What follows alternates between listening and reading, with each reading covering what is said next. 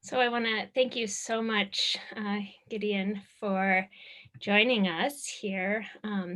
We're live on YouTube and also through Zoom.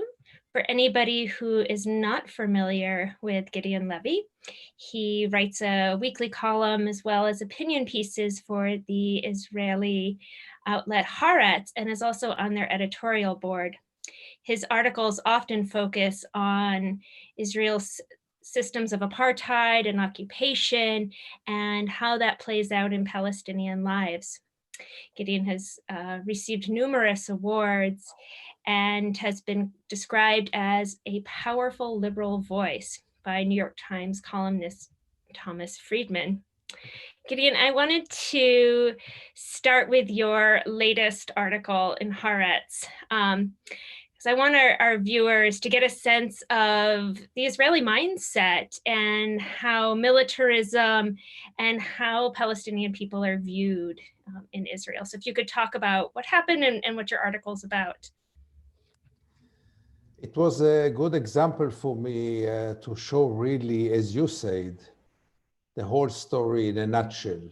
There is this main memorial ceremony every year at the Wailing Wall at the Western Kotel in Jerusalem, which is the main memorial ceremony for the soldiers who were killed.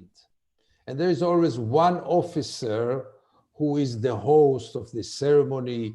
He hosts the president of the state, and he's also calling a certain prayer, a Yizkor prayer, which was written for the lost soldiers and those who were victims of terror operations and so forth. And this year they chose Colonel Israel Shomer.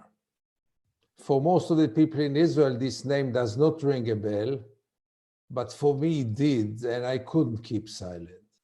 Because this colonel, 5 years ago, was driving his car in the West Bank when a Palestinian teenager, gets very close to his car and throw a very big stone at the window from no distance and ran away. Nobody was hurted, nothing happened. The window was broken, but this colonel decided that he's going to execute this guy, and this is what he did. He went out of the car, started running after the guy, and shot him at least 3 bullets in his upper part of his body, obviously killed him at the spot, not even bothered to call an ambulance, just checked with his leg if he's still alive or not, went into his car and went away. I went to the family the next day, and then I realized that what seemed to be as a terrible crime is also a horrible tragedy. Because when I came to the home, all of a sudden I saw that I've been there before.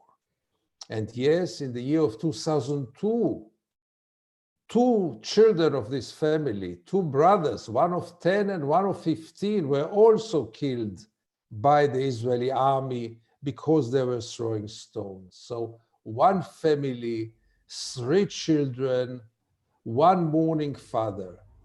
And then, you expect the minimum, that a colonel in his rank will at least be interrogated, at least be fired from the army, at least will be brought to some kind of justice. All this never happened as expected, but now comes really the outrageous step. The IDF is choosing this colonel as a hero of this year, as the face of the army, as the one who will host all the VIPs in the most important memorial ceremony of the state. To make someone who murdered this guy by shooting him from the back when there was no life danger whatsoever, not only not to bring him to justice, but finally to show him as a hero. I don't know, I felt more ashamed than usually, and I'm so many times very ashamed. But this was really a shameful moment. Most of the Israelis couldn't care less.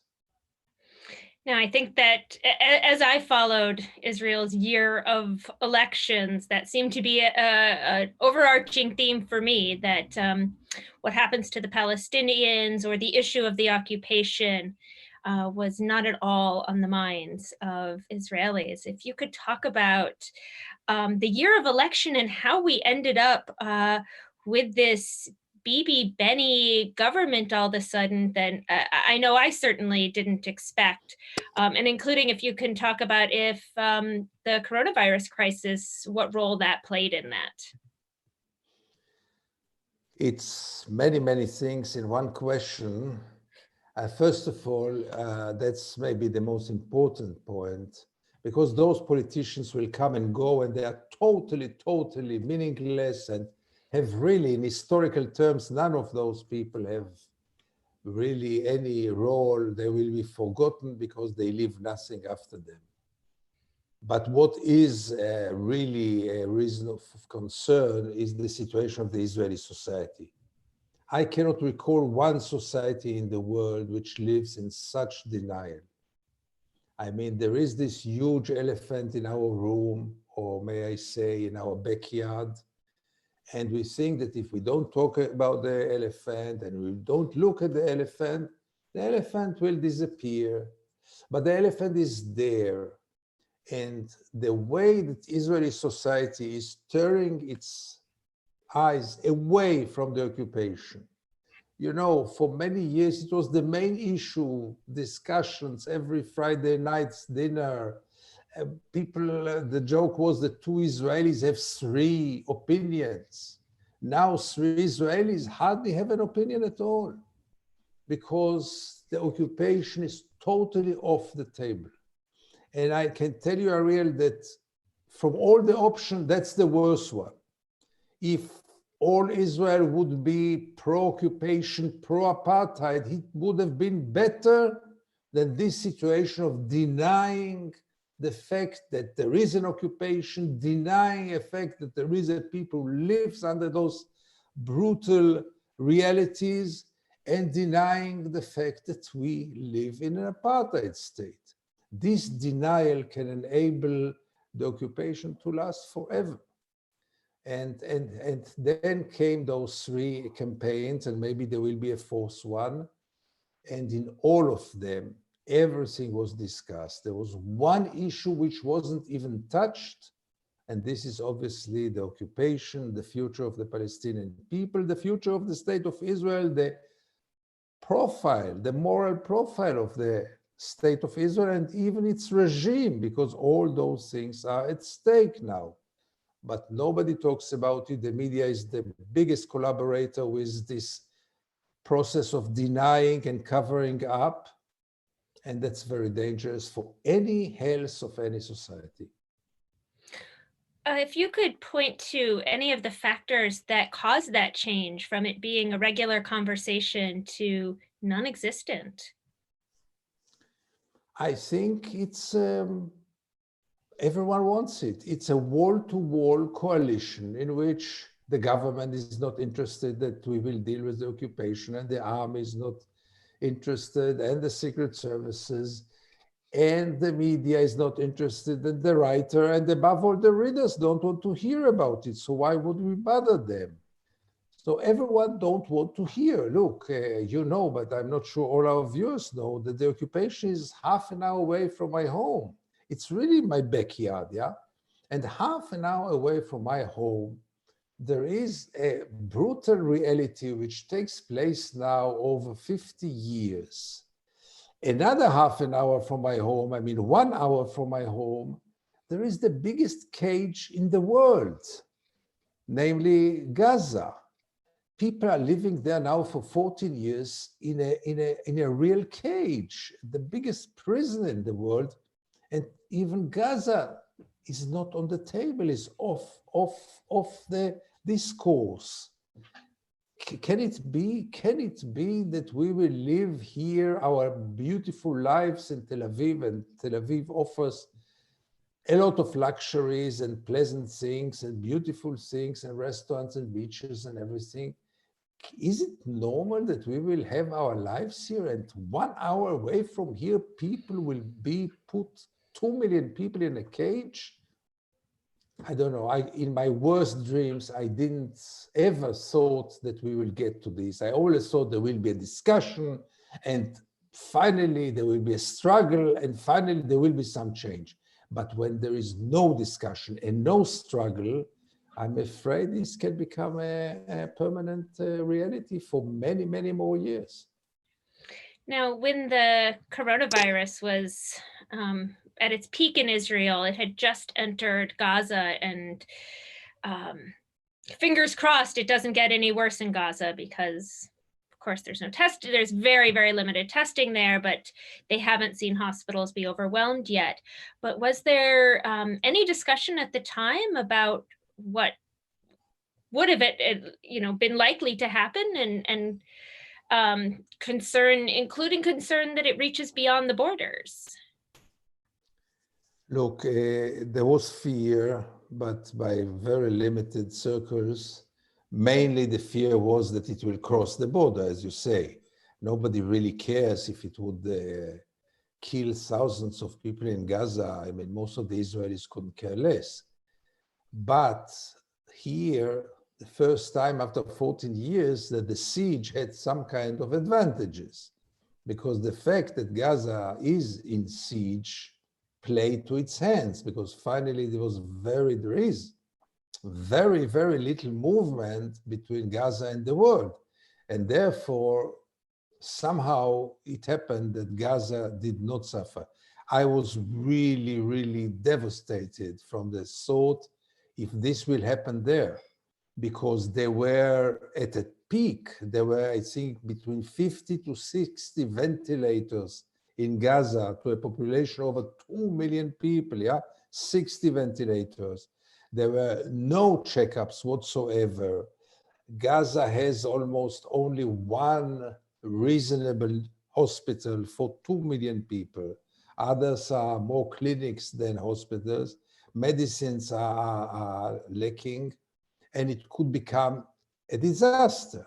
Thanks God it didn't happen, but still people of Gaza, I just spoke yesterday with someone in Gaza, and I mean, it's heartbreaking. The guys started to cry. They don't have work, and Corona did it even worse, because the few who still came in and the few who still could go out are totally now locked there, and there is no work, no money, no food.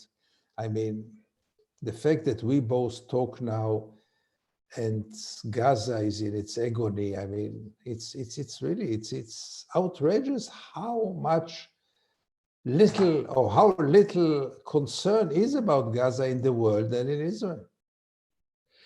So, while the occupation was not a topic at all in the elections, it has come to Right. play in this unity government.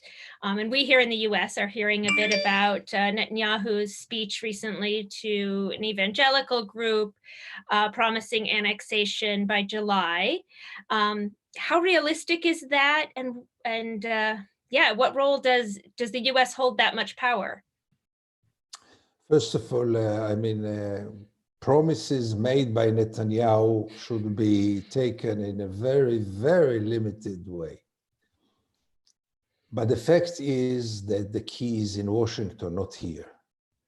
If Donald Trump will give Netanyahu a full green light to go for annexation, Netanyahu will not hesitate. He will have to go, because if this opportunity stands in front of him, he will have to take this opportunity. The real question is if Donald Trump will let him do it, and under which conditions. Because it's not only annexation. If we are going about this ridiculous peace plan, the deal of the century, then it calls also for some kind of recognition of some kind of a ridiculous Palestinian state, and I'm not sure Netanyahu is willing to do this. By the end of the day, we should remember that Netanyahu leaves one clear legacy after him. And I'm not underestimating Netanyahu, never did I underestimate him. Netanyahu leaves one legacy. He put an end to the two-state solution.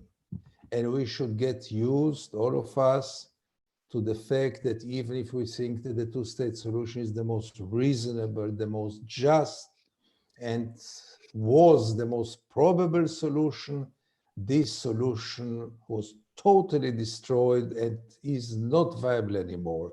And I'm afraid it's irreversible. With almost 700,000 settlers, including East Jerusalem, we should realize this train left the station, and we have to start to think about new solutions, because just continuing to speak about the two-state solution, knowing that it will never happen. Many times people ask me if this solution is dead, and I say I'm not sure it's dead because I'm not sure it was never born. I'm not sure Israel had ever had the serious intention to go for it, but right now we are far beyond it. And therefore, by the way, the annexation might also turn into something good, but it's a long way to go. I have a question from one of our attendees. He says, when you come to the United States, you tell people how important it is for Americans to be activists, because it's so important for the Palestinians to suggest efforts to see Americans as activists. Do you still agree with this, or have you become more cynical? No, I'm not cynical at all. And above all, I'm not cynical about the role of civil societies overseas. Unfortunately, I'm very skeptical about the possibility of changing the Israeli society, because life in Israel is by far too good, brainwash system is by far too effective. Why would an Israeli wake up in the morning and say, oh, the occupation is not so nice, it's not so kind, let's put an end to it? This will never happen, let's face it. And when you live in denial, this is even not an option that it will happen. And therefore, it's really the role of the world to remind Israel and to remind all of us the existence of international law, the existence of international institutions, the existence of justice, the existence of some other values that Israel totally ignores systematically. And above all, time will come when the world will have to ask itself, are we ready for a second apartheid state? Are we ready to use the same measure that we used against the first apartheid state, and we won in the first battle? Why can't we implement the very same tools that we used toward the first apartheid state? Why can't we use them against the second apartheid state? I mean, this argument, if Israel is an apartheid system or if the occupied territories are an apartheid system, I think it's already anachronistic to talk about it. Once Israel put an end to the two-state solution with the nation-state law and many other developments, nobody can seriously deny that this is not apartheid. Sure, it's apartheid. It looks like apartheid, behaves like apartheid. It is apartheid, and it's about the world to say its word. For any of our viewers who aren't familiar with the nation-state law, if you could give a little description, and as well as the impact that it's had. It's mainly symbolic because, look, if I can elaborate for a moment, Israel is maybe the only state in the world which possesses three regimes. There is a quite liberal democracy for its Jewish citizens, with some cracks now, but still it can be considered as a liberal democracy. The second regime is toward its Palestinian citizens, what we call the Israeli Arabs. They gain all the formal rights like the Jews, but they are deeply discriminated in almost any field that you can imagine yourself, and I will not get into it because this will take too much time. And the third regime is obviously the brutal military tyranny, which is running the West Bank and which is also running from the outside the jail of Gaza. Three regimes. The state, the law, the nation state law was a further step to formalize this reality, mainly between the two first regimes, the Jews and the Palestinians who are citizens of Israel. Namely, to declare clearly that there is and will not be equality in this country, and there are privileges only for Jews, from the language to having the right to possess land, to many, many other rights. The law is very vague, but it was the first time that Israel declares itself officially as an apartheid state. Until now, it was de facto, but not de jure. This was the first step toward legalizing this reality in which it's very clear that there are two peoples living in Israel and one people is more privileged over the other. And this has no other name but apartheid. So Benny Gantz came from the Blue and White Party, which includes the Labor Party, and there's some discussion about the death of the Labor Party. What do you foresee in terms of the left right now, given that I agree very much that the Labor Party is gone, if it ever was useful to begin with? First, Ariel, let me correct you. Benny Gantz came from the battlefields of Gaza and the battlefields of Lebanon, with a lot of blood on his hands. By saying this, I don't say that he cannot be a man of peace and a wonderful person, everything, but let's remember where from does he come, like all Israeli generals.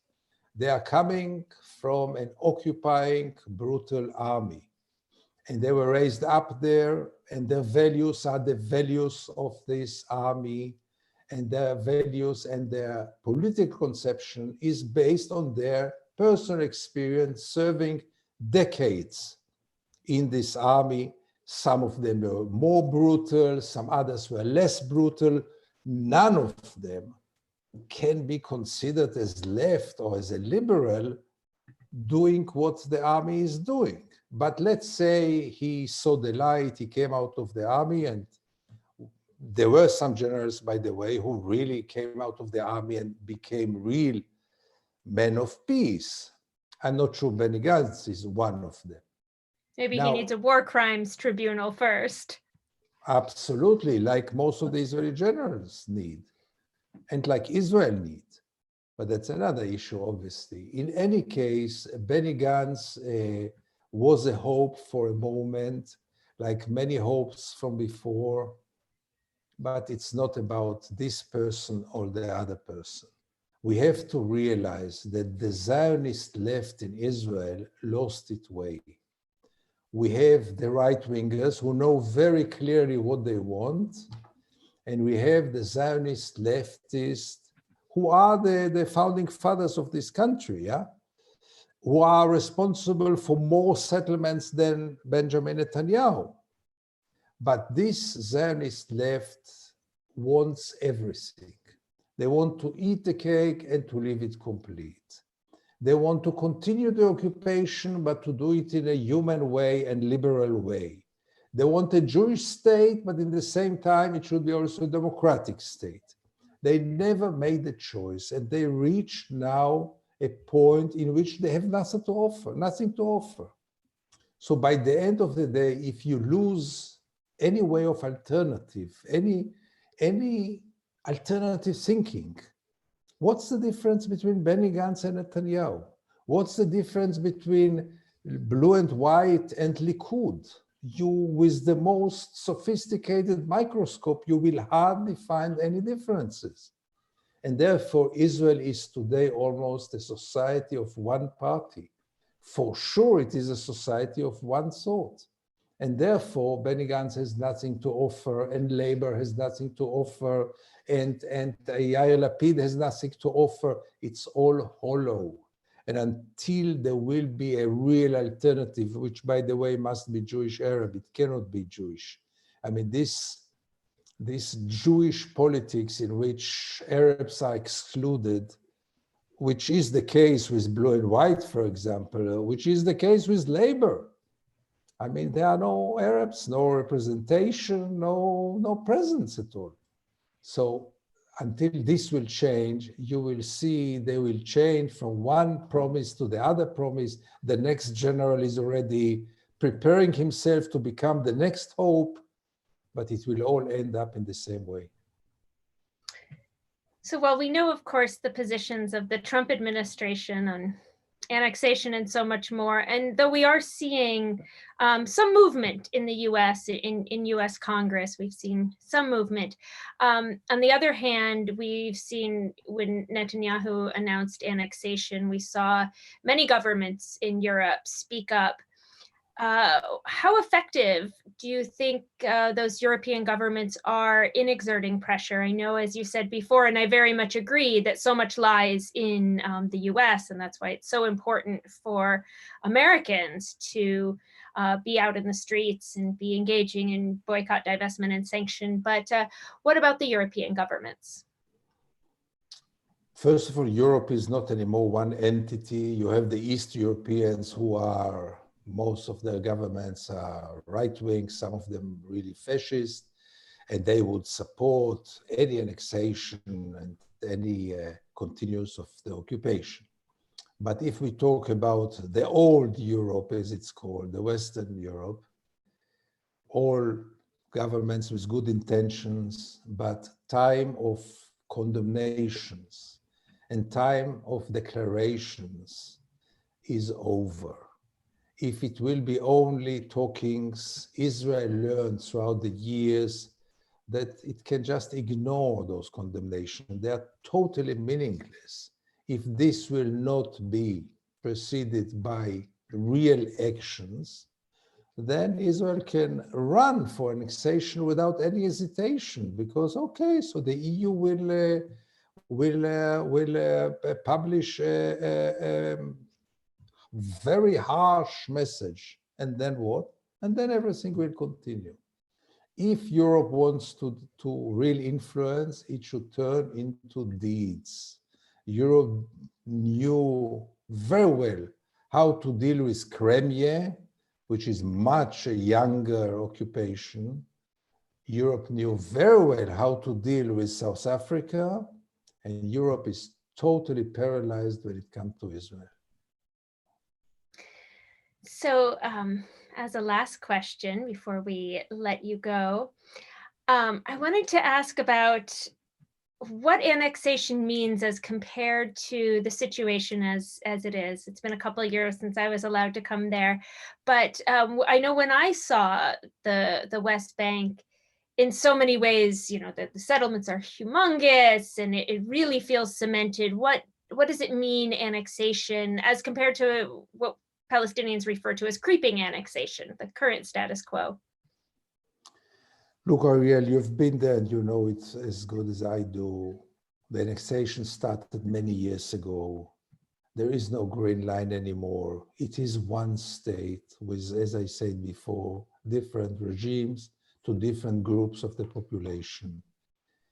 The annexation will make it public, will make it formal, but it will not change much on the ground. On the ground, we are living in an annexed, occupied territories. That's a matter of fact. With 700,000 settlers living there, being totally privileged over the Palestinians who live side by side to them, with this reality in which the army can do whatever it wants in any given moment, annexation will have some symbolic meaning, obviously, and legal meaning, but much less than people think. Now, let's remember that it's going to be a very strange annexation, because annexation could promise also civil rights to the Palestinians, as it should. But nobody has this intention. The idea is to do what Israel had done in East Jerusalem, or even worse than this, namely give them some very limited rights, but nobody talks about equal rights. And without equal rights, obviously, it will continue to be an apartheid state. And to end up this conversation with some kind of optimistic message, because otherwise we really leave everyone so despaired, I can also see some as weird as it will sound, I can see also some kind of hope from those steps like annexation. Because once Israel will annexate the West Bank officially, formally, legally, without giving the Palestinians equal rights, which, as I said, nobody has this intention to do so, then Israel will be declared officially as an apartheid state. I mean, then the game is over. The West will not be able to continue this masquerade, talking about Israel as the darling of the West, as the country that shares the values with Europe and the United States, as the only democracy in the Middle East. All this will be over. Israel will declare itself as an apartheid state. And really, maybe this will be a wake-up call for the world to wake up from this illusion that Israel is a democracy, to wake up from this illusion that the occupation is something temporary and it's about to end in 1 or 2 or 3 years. And above all, wake up from this belief that you can keep 4.5 million people in those unbelievable circumstances forever. Well, as we end, I want to end on another note of hope by reminding people of all of the fantastic work that is taking place in America, and that many of these conversations in America and public opinion here in America really is shifting. I want to encourage folks to go to the Palestinian rights section of Code Pink's website, and that's at codepink.org, and you'll see it right there. And through that, you can send an email to your representatives in Congress telling them to take action to end the siege.